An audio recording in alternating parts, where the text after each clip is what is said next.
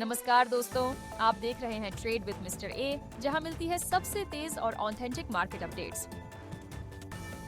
तो सबसे पहले चलते हैं रिन्यूएबल एनर्जी की तरफ, क्योंकि यहाँ हो रहा है बड़ा इन्वेस्टमेंट बड़े विजन के साथ। IREDA यानी Indian renewable energy development agency ने सैंक्शन किए हैं 1134 करोड़ का लोन, और ये दिया गया है इंसोलेशन ग्रीन एनर्जी को, जो एक होली ऑन सब्सिडरी है। ये लोन यूज होगा मध्य प्रदेश के नर्मदापुरम डिस्ट्रिक्ट में एक 4.5 gigawatt solar cell manufacturing plant बनाने के लिए। दोस्तों, टोटल प्रोजेक्ट कॉस्ट है अप्रॉक्स 1512 करोड़, जिसमें से 378 करोड़ कंपनी अपने इंटरनल एक्यूरल्स से कवर करेगी। मतलब ये सिर्फ एक प्लांट नहीं बल्कि पार्ट है उनके बैकवर्ड और फॉरवर्ड इंटीग्रेशन के फुल फ्लेज प्लान का, यानी पूरे सोलर वैल्यू चेन में डोमिनेशन का गेम। और एक और बात दोस्तों, ऐसे प्रोजेक्ट से सिर्फ क्लीन एनर्जी नहीं, लोकल एम्प्लॉयमेंट भी बूस्ट होती है। आपके हिसाब से क्या ये मूव लॉन्ग टर्म में देश के लिए बेनिफिशियल है? और दोस्तों, आज की दूसरी सबसे बड़ी खबर ये है कि सेबी ने अडानी ग्रुप को दे दिया है एक क्लीन चिट हिंडनबर्ग रिसर्च के एलिगेशन के मामले में। थर्सडे को सेबी ने दो अलग अलग ऑर्डर्स में बताया कि under Adani enterprises, Adani power, Adani port और अडानी कॉर्प इंटरप्राइजेज के खिलाफ जो भी इन्वेस्टिगेशंस चल रही थी उनमें कोई भी वायलेशन नहीं मिला। Not just that, Gautam Adani, Rajesh Adani और CFO जुगेशिंदर सिंह पर भी कोई एक्शन नहीं लिया गया है, क्योंकि सेबी के डिटेल्ड प्रोब ने रिलेटेड पार्टी ट्रांजैक्शन में कोई गड़बड़ नहीं पाई गई है। आगे बढ़ने से पहले अगर आप अभी तक हमारे चैनल को सब्सक्राइब नहीं किए हैं तो जल्दी से सब्सक्राइब कर लें ताकि आप कोई भी अपडेट मिस न करें। और तीसरी ब्रेकिंग न्यूज आ रही है वाशिंगटन DC से। यूनाइटेड स्टेट्स ने ईरान के चाबहार पोर्ट पर दिया गया स्पेशल सैंक्शन वेवियर ऑफिशियली खत्म कर दिया है। ये अनाउंसमेंट आई है US डिपार्टमेंट ऑफ स्टेट की तरफ से, और इसके बाद 29 सितंबर 2025 से जो भी इस पोर्ट को ऑपरेट, फाइनेंस या सर्विस करेगा उन पर भी वही रिस्ट्रिक्शंस लगेंगे जो किसी भी ईरानियन एंटिटी पर लगते हैं। अब सवाल ये है, क्या इसका सीधा असर इंडिया के फ्लैगशिप कनेक्टिविटी पर प्रोजेक्ट पर पड़ेगा? आपको याद होगा, चाबहार पोर्ट इंडिया के लिए एक की स्ट्रेटेजिक और ट्रेड लिंक है, स्पेशली टू एक्सेस अफगानिस्तान और central Asia by passing Pakistan. लेकिन अब जब US ने सैंक्शन वेवियर हटा लिया है तो इंडिया के लिए इस प्रोजेक्ट को कंटिन्यू करना फाइनेंशियली और डिप्लोमेटिकली काफ़ी चैलेंजिंग हो सकता है। वहीं गोल्डमैन सैक्स के global EM equity strategist Sunil Kaur का कहना है कि ग्लोबली इक्विटीज़ में अभी और अपसाइड बाकी है और इंडिया भी इस रैली का एक इम्पॉर्टेंट हिस्सा बनने जा रहा है।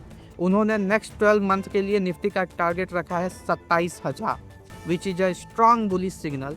उनका कहना है कि US इकोनॉमी स्लो डाउन में तो है लेकिन रिसेशन से बच रही है और फेडरल रिजर्व से और रेट कट्स एक्सपेक्टेड हैं, 2 इस साल और 2 2026 में। इसके अलावा एक वीकर डॉलर इमर्जिंग मार्केट के लिए और भी अपॉर्चुनिटी क्रिएट करता है। EM इक्विटीज़ ने ऑलरेडी 20% से ज़्यादा का रिटर्न दिया है YTD और गोल्डमैन सैक्स के अकॉर्डिंग। ये रैली अभी रुकने वाली नहीं है। दोस्तों, KKR यानी कोहलबर्ग ट्रेविस रॉबर्ट्स, एक अमेरिकन प्राइवेट इक्विटी जायंट जो इंडिया के इंफ्रास्ट्रक्चर सेक्टर में काफ़ी एक्टिव रहा है, अब तैयार है अपने कुछ बड़े इन्वेस्टमेंट से एग्जिट लेने के लिए। KKR के एशिया इंफ्रास्ट्रक्चर फंड ने इंडिया में लगभग $7 बिलियन का कैपिटल डिप्लॉय किया है, mainly in roads renewable energy sectors में। और अब सोर्सेज के मुताबिक KKR अपने 3 पोर्टफोलियो कंपनीज से $600 से $700 मिलियन तक के एग्जिट्स प्लान कर रहा है। काफ़ी बड़ा नंबर है ना? और हाँ, कुछ दिन पहले KKR ने अपनी वर्टिस इंफ्रास्ट्रक्चर ट्रस्ट में से एक स्टेक बेचा है 2050 करोड़, यानी अप्रॉक्स $230 मिलियन का डील हुआ है। वर्टिस एक इन्वेस्टमेंट IT है, इंफ्रास्ट्रक्चर इन्वेस्टमेंट ट्रस्ट, जिसके पास 25,000 करोड़ से ज़्यादा के रोड एसेट्स हैं।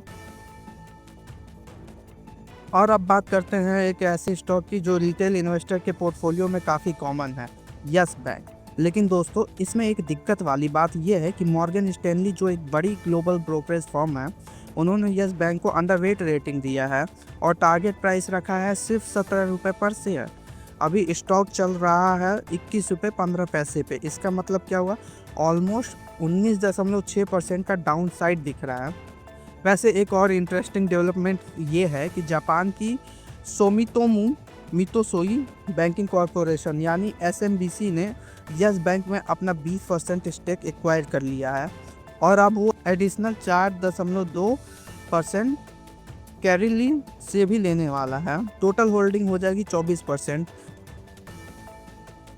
और अब चलते हैं एक और मेजर अपडेट की तरफ जो आया है हिंडाल्को इंडस्ट्रीज की तरफ से, और ये अपडेट थोड़ा ट्रबलिंग है। सितंबर 16 की रात 10 बजे के आसपास नोवेलिस प्लांट जो कि न्यूयॉर्क में है उसमें फायर लग गई थी। गुड न्यूज़ ये है कि कोई भी इंजरी रिपोर्ट नहीं हुई, लेकिन प्लांट की ऑपरेशंस को टेम्पररी हाल्ट कर दिया गया है। फायर को सितंबर 17 सुबह 2 बजे तक बुझा दिया गया था। हिंडाल्को ने कहा है कि वो अभी इन्वेस्टिगेशन कर रहे हैं और ये समझने की कोशिश कर रहे हैं कि फायर का ऑपरेशन पर कितना इम्पैक्ट होगा। इंडिया में ये खबर 17 सितंबर सुबह 7:30 बजे मिली थी और कंपनी ने इसका ऑफिशियल अपडेट 10:05 शाम तक दे दिया था। प्लांट के पास इंश्योरेंस कवरेज है प्रॉपर्टी डैमेज और बिजनेस इंटरप्शन के लिए, बट ऑफ कोर्स डेडक्टिबल्स और पॉलिसी लिमिट्स के हिसाब से। टीटागढ़ रेल सिस्टम ने किया कमाल, वंदे भारत स्लीपर ट्रेन का बड़ा प्रोजेक्ट 24,000 करोड़ का कॉन्ट्रैक्ट। हाँ, आपने सही सुना, टीटागढ़ रेल सिस्टम लिमिटेड को मिला है एक mega order 80 Vande Bharat sleeper train बनाने का। और कंपनी के डिप्टी एमडी प्रीतिश चौधरी ने मनी कंट्रोल को दिया एक एक्सक्लूसिव इंटरव्यू जहां उन्होंने शेयर किया कैसे कंपनी अपनी मैन्युफैक्चरिंग कैपेसिटी बढ़ा रही है, ऑटोमेशन ला रही है और सप्लाई चेन को नेक्स्ट लेवल पर ले जा रही है। आपको बता दें, पहला car body already under production है उनका उत्तरपारा प्लांट में, और डिजाइन फेज भी काफ़ी एडवांस स्टेज में पहुंच चुका है। ये सब हो रहा है Q1 फाइनेंशियल ईयर 26 के टारगेट के अंदर। और दोस्तों, यूएस पॉलिटिक्स से एक इंटरेस्टिंग अपडेट आ रही है। प्रेसिडेंट डोनाल्ड ट्रंप ने फिर से दिखाया है अपना दिल से कनेक्शन इंडिया के साथ। उन्होंने कहा, I am very close to India, I am very close to prime minister Modi. Trump ji ने यह भी बताया कि उन्होंने पीएम मोदी को बर्थडे विश किया और मोदी जी ने भी उनके लिए एक ब्यूटीफुल स्टेटमेंट दिया। लेकिन ट्विस्ट यहाँ आता है, ट्रंप ने यह भी एक्सेप्ट किया कि उन्होंने इंडिया पर सैंक्शंस लगाई थी सिर्फ इसलिए क्योंकि भारत ने रसिया से ऑयल खरीदा। आपको क्या लगता है दोस्तों, क्या दोस्ती और डिप्लोमेसी के बीच में ट्रेड इंटरेस्ट होना चाहिए? कमेंट करके हमें जरूर बताएं। तो दोस्तों, आज की मार्केट अपडेट यही थी। कैसी लगी आपको ये खबरें? अपनी राय कमेंट सेक्शन में लिखना न भूलिए। और हाँ, अगर आप चाहते हैं कि आपको हर दिन ऐसी ही न्यूज़ मिलती रहे तो चैनल को सब्सक्राइब कीजिए और बेल आइकन दबा दीजिए ताकि कोई भी अपडेट मिस न हो। मिलेंगे कल नए अपडेट्स के साथ, तब तक के लिए हैप्पी ट्रेडिंग।